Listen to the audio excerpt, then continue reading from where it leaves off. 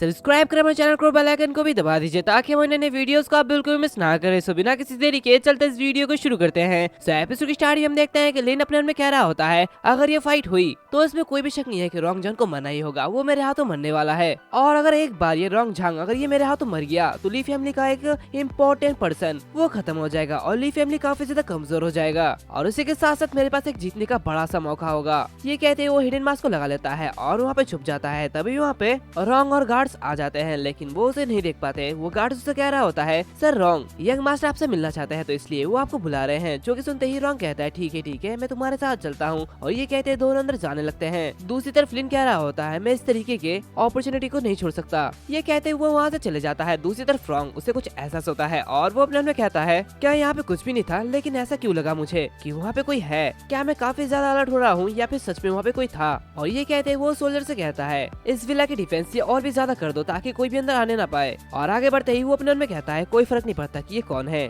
लेकिन फिर भी अगर तुम ली फैमिली को नुकसान पहुंचाने की कोशिश करते हो तो मैं तुम्हें मार डालूंगा चाहे कुछ भी हो जाए। और फिर हमें आधी रात के 12 बजे का सीन दिखाया जाता है जहाँ पे हाँ वो उबास लेते हुए कहता है ब्रदर रोंग क्या मैं अंदर जाके सो सकता हूँ, रात के 12 बज चुके हैं, अगर कोई अंदर आ जाए और मुझे मार डाले तो ये तो काफी ज्यादा दिक्कत हो जाएगी। तो ये सुनते ही रोंग उससे कहता है यंग मास्टर ये तुम्हारे लिए सबसे अच्छा जगह है, वैसे मेरे साथियों ने बताया कि हम लोगों को निशाना बनाया जा रहा है तो इसलिए हमें सावधान रहना चाहिए। जो कि सुनते ही हाँ वो काफी ज्यादा गुस्सा हो जाता है और कहता है मैं अब बोर हो चुका हूँ, ये सब उस कचरे की वजह से हुआ है जो कि मुझे देखने की हिम्मत कर रहा है, उसकी वजह से मेरी नींद उड़ गई है। तो ये सुनते ही उसका जो बटलर होता है वो उसे कहता है यंग मास्टर अगर तुम सच में बोर हो रहे हो तो तुम कुछ इंटरेस्टिंग कर सकते हो। तो हाँ वो एक ईविल हंसी देते हुए कहता है अच्छा हाँ मुझे याद आया कि मुझे क्या करना है। ये कहते वो रोंग के पास जाता है और कहता है अंकल रोंग वैसे आपने एक जिंदा जॉम्बी पकड़ा है ना। तो रोंग कहता है हाँ यंग मास्टर मैं उसे यहाँ पे रिसर्च के लिए लाया था ताकि मैं तुम्हारे लिए जॉम्बी से लड़ने के लिए एक हथियार बना सकूं। तो हाँ वो कहता है बाहर काफी सारे जॉम्बी है, तुम मुझे इस जॉम्बी के साथ खेलने दो। तो रोंग कहता है बेशक यंग मास्टर तुम इसके साथ खेल सकते हो, लेकिन मुझे डर है कि अगर ये जॉम्बी पागल हो गया तो ये तुम्हें नुकसान पहुंचा सकता है। और रोंग अपने मन में कहता है यंग मास्टर को शांत करने के लिए शायद ये जॉम्बी का यूज करना ये एक अच्छा चॉइस हो सकता है। हाँ वो उससे कहता है चिंता मत करो मैं इसके साथ खेल रहा हूँ, ये मुझे नुकसान नहीं पहुंचा सकता। यहाँ तक कि अगर ये ज़ॉम्बी पागल भी हो जाता है तो विला में काफी सारे लोग हैं तो इसलिए मुझे डर नहीं है।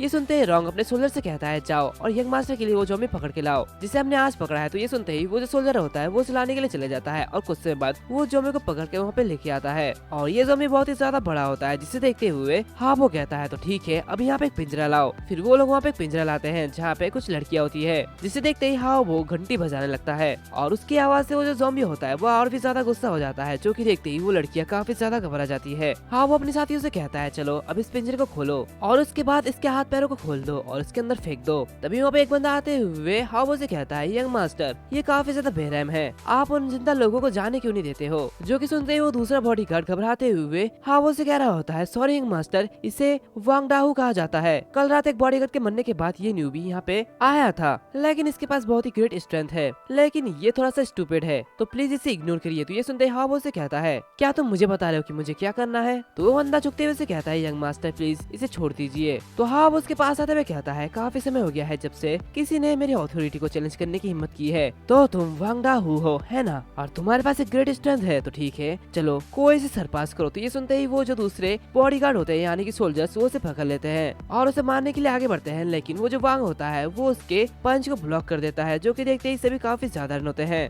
ये देखते हुए रोंग अपने मन में कहता है उसने उसके पंच को ब्लॉक कर दिया है, ये तो काफी ज्यादा बढ़िया है, अब मुझे मजा आने लगा है। दूसरी तरफ वो जो सोल्जर होता है वो अपने मन में कहता है मैं यकीन नहीं कर सकता कि इसकी ताकत मुझसे ज्यादा है, ये मुझे शर्मिंदा कर रहा है, अब लगता है कि इसे अपनी औकात दिखानी पड़ेगी, मैं इसे भी मार डालूंगा। और ये कहते वो अपने साथियों से कहता है तुम लोग वहाँ पे क्या कर रहे हो, तुम में से दो आओ और मेरी मदद करो। तो ये सुनते ही वो दूसरा सोल्जर कहता है हे जिंग क्या तुम खेलना चाहते हो। तो दूसरा बंदा कहता है क्या ये तुम क्या कर रहे हो, तुम तो एक बॉडीगार्ड को भी कुछ सिखा नहीं सकते जिसने अभी तक ट्रेनिंग भी नहीं लिया है। और ये कहते वो दोनों से पकड़ लेते हैं और हेजिंग उसे बुरी तरीके से मार रहा होता है। जो कि देखते हाँ वो कहता है रुक जाओ उसे मत मारो। जो कि सुनते ही उसे भी रुक जाते हैं। हाँ वो कहता है वो उन लड़कियों के ग्रुप की रक्षा करना चाहता है ना, तो फिर उसे मरने दो, देखते हैं ये कैसे रक्षा करता है। ये सुनते ही वो बॉडीगार्ड उसे उस पिंजरे के पास लेके आते हैं। तभी वो जो ज़ॉम्बी होता है उसे वो सारे के सारे बॉडीगार्ड पिंजरे में फेंक देते हैं, यानी कि उसे वहाँ पे छोड़ देते हैं। जो कि देखते ही वो ज़ॉम्बी उन लड़कियों को मार देता है। ये देखने के बाद वांग काफी ज्यादा उदास हो जाता है और वो नीचे बैठ जाता है। तो हाँ वो कहता है अब इस वांग को भी उस पिंजरे के अंदर फेंक दो, अब देखते हैं कि ये अपनी ताकत के साथ क्या क्या कर सकता है, हम देखेंगे कि क्या ये ज़ॉम्बी से भी ताकतवर है। ये सुनते ही वो सोल्जर्स हंसने लगते हैं। उसमें से एक बंदा कहता है उम्मीद के मुताबिक यंग मास्टर सोच बचने के बारे में काफी ज्यादा बेहतर है, हमने तो इसके बारे में सोचा ही नहीं था। तो उसमें से एक बंदा अपने मन में कहता है भले ही एपोकलिप्स है लेकिन हमें लोगों के लाइफ के साथ ऐसा व्यवहार नहीं करना चाहिए, और वो वांग को उसे पिंजरे में फेंक देते हैं। तभी वो ज़ॉम्बी उसे नोटिस करता है। दूसरी तरफ वांग वो वहीं पर ही बैठा हुआ होता है और अपनी माँ के बातों को याद करता है, जहाँ पे उसकी माँ उसे कहती है डाहू तुम्हारी सुरक्षा का ध्यान रखना, तुम्हारी मॉम तुम्हारे आने का इंतजार करेगी। और वांग वो कह रहा होता है मॉम मुझे प्लीज माफ कर देना, मैं आज जिंदा नहीं रह सकता, मैं वापस नहीं जा सकता और मैं आपकी देखभाल नहीं कर सकता, प्लीज मुझे माफ कर देना।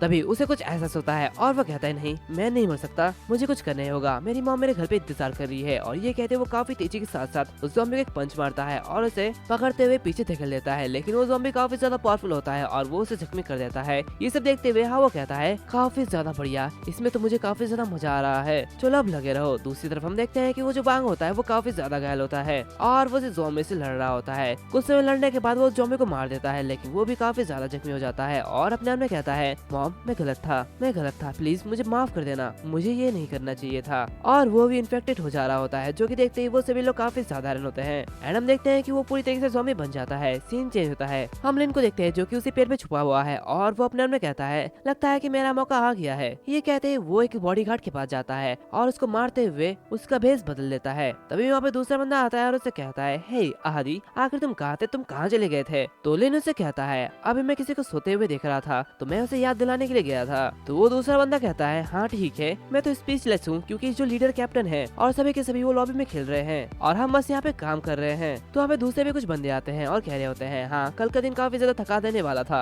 हमने लाश को देर रात तक साफ किया, फिर भी हम दिन में आराम नहीं कर सकते, वो लोग हमें इंसानों की तरह ट्रीट नहीं कर रहे हैं। तो दूसरा बंदा कहता है तुम्हारे पास तो तब भी बेहतर जिंदगी है, लेकिन मैं तो 24 घंटे से नहीं सोया हूँ, अगर वो सेफ्टी करना ही चाहते हैं तो इसकी बजाय वो कैप्टन वो पेट्रोलिंग इंस्टीट्यूट क्यों नहीं करता। तो लिन चिल्लाते हुए कहता है हाँ मैं बिल्कुल ठीक जानता हूँ, वे हमें इंसानों की तरह ट्रीट नहीं कर रहे हैं, वे तो हमें कचरा समझ रहे हैं। तभी वो दूसरा बंदा कहता है आदि तुम कब इतने लंबे हो गए हो, तुम तो मेरी तरह हाइट के थे। जो कि सुनते ही लिन उसे काफी ज्यादा बुरी तरीके से देखता है और कुछ देर बाद वो तीनों लोगों को मार देता है। तभी उसे कोई दूसरा बंदा देख लेता है और वहाँ से भागने लगता है, जो कि देखते ही लिन काफी तेजी से उसके पास आ जाता है और जैसे वो उसे मारता है वैसे वो जो बंदा होता है वो फ्लेयर गन शॉट कर देता है, लेकिन लिन उसे अपने डैगर से रोक लेता है और उसे निकालते हुए कहता है लकीली मेरे पास पिछले लाइफ में ली फैमिली का एक्सपीरियंस है, अदरवाइज ये सब करना इतना ज्यादा आसान नहीं था। ये कहते वो आगे बढ़ता है तो सिस्टम उसे कह रहा होता है कि होस्ट अब रिवेंज लेना चाहता है और इस तरह उसका एक मिशन बन जाता है, जो कि देखते ही लिन कहता है ग्रेट ले आओ वो, अब तुम्हारे बनने की एक और वजह है, अब तुम मरने वाले हो। और ये कहते हैं वो उस मिशन को एक्सेप्ट कर लेता है, जिसे एक्सेप्ट करने के बाद उसका जो रिवेंज वॉरियर है वो भी एक्सेप्ट हो जाता है, जो कि देखते ही वो कहता है क्या रिवेंज वॉरियर आखिर ये क्या है। और ये कहते हैं वो उसे देखने लगता है और कह रहा होता है ये तो किसी को टॉर्चर करने जैसा है। और मुझे पूरी तरीके से याद है कि ये जो चीज है